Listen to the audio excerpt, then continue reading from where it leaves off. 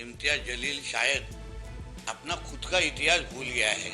जिस टिप्पू ने हमारे इस महाराष्ट्र को और हमारे इस हिंदू राष्ट्र को हरा करने का सपना देखा, उनको इस महाराष्ट्र में ही दफन करके तुम्हारे मस्जिदों के अंदर आकर घुसकर तुम्हें मारेंगे। मैं अब मुमरा की पुलिस से एक सवाल करने के लिए आया हूँ। इसको नोटिस दिए थे आपने? सिर्फ एक तोतला आके यहाँ पर खड़ा हो जाएगा 2-5 लोगों को लेकर तो मैं मुमरा पुलिस को ये कहना चाहता हूँ, अगर ये तोतला जितने लोग तुम्हारे पुलिस स्टेशन में लेकर आया उससे 10 गुना लोग हैं तो मैं तुम्हारे पुलिस स्टेशन में लेकर आ सकता हूँ। इम्तियाज जलील शायद अपना खुद का इतिहास भूल गया है कि जिस औरंगजेब ने, जिस टिप्पू ने हमारे इस महाराष्ट्र को और हमारे इस हिंदू राष्ट्र को हरा करने का सपना देखा, उनको इस महाराष्ट्र में ही दफन करके हमारे छत्रपति शिवाजी महाराज और छत्रपति संभाजी महाराज ने दिखा दिया है। इसलिए खुद का इतिहास जितना जल्दी ये इम्तियाज जलील नाम का हराज साहब समझेगा, उतना जल्दी उसको इतना समझ में आएगा कि ये हिंदू राष्ट्र है, यहाँ भगवा ही रहेगा और जो इस भगवे हिंदू राष्ट्र को हरा करने का सपना देखेगा उसको उस औरंग्या के बाजू में हम महाराष्ट्र का हिंदू समाज ये दफन करके दिखा देगा। हम हारे तो परेशानी होती है कि हम किसी को जिताने के लिए आए हैं और अब हम जीते हैं तो उसकी परेशानी हो रही है कि ये जीते कैसा है। तो ये तो हमारे लिए बड़ी दिक्कत की बात हो गई है कि हम हारना भी नहीं और जीतना भी नहीं है। तो ऐसी सिचुएशन के अंदर आपसे लेकर आए, लेकिन हमें कोई फर्क नहीं पड़ता है। जिसको बोलना नहीं बोल रहा हूं मैं, जिसको भोंकना है वो भोंकते रहे, हमें कोई फर्क नहीं पड़ने वाला है। इसके बाद आगे का आपके अगर जो भी सवाल होंगे तो हम आपके में आज जो भगवा पहने हैं इसका भी कोई मकसद है? देखिए, मेरी गाड़ी के अंदर भगवा भी था, हरा भी था, नीला भी था, पीला भी था, सफेद भी था। अफसोस इस बात का ये हो गया है कि आपने इस देश को रंगों के अंदर बांट दिया है। कोई हुकूमत, कोई संविधान, कोई कानून ये नहीं कहता है कि ये रंग जो है ये किसी एक विशेष जाति से जुड़ा हुआ है। मैंने हरा रंग भी पहना हुआ था, अभी मुझे किसी ने गाड़ी में चढ़ते चढ़ते ये रंग ये पिला दिया तो मैंने ये भी पहन लिया है।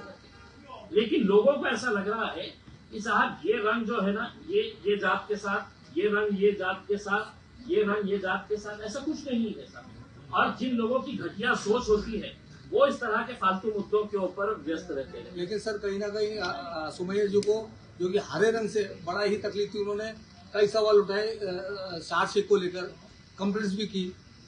देखिए, अब चूंकि अब आप लोगों ने बात शुरू ही की है तो मैं आप लोगों को कुछ भारतीय जनता पार्टी के नेताओं के कुछ बयान आपको सुनाना चाहता हूं, जिसमें से 1-2 ही बयान आपको सुनाऊंगा। मैं ज्यादा ना तो फालतू चीजों के अंदर मैं ये करता हूं। तो अगर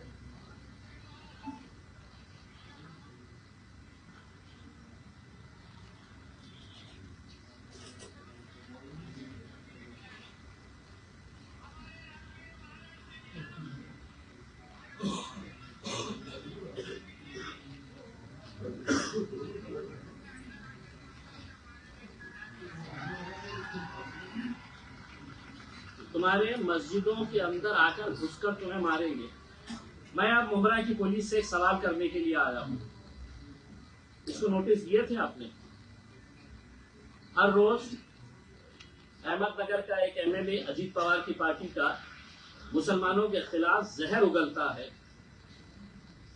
भाजपा की एक महिला हर रोज मुसलमानों के बारे में जहर उगलती है। कितने लोगों को आपने नोटिस दिए हैं मुझे ये बताइए?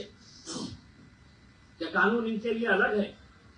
क्या कानून हमारे लिए अलग है?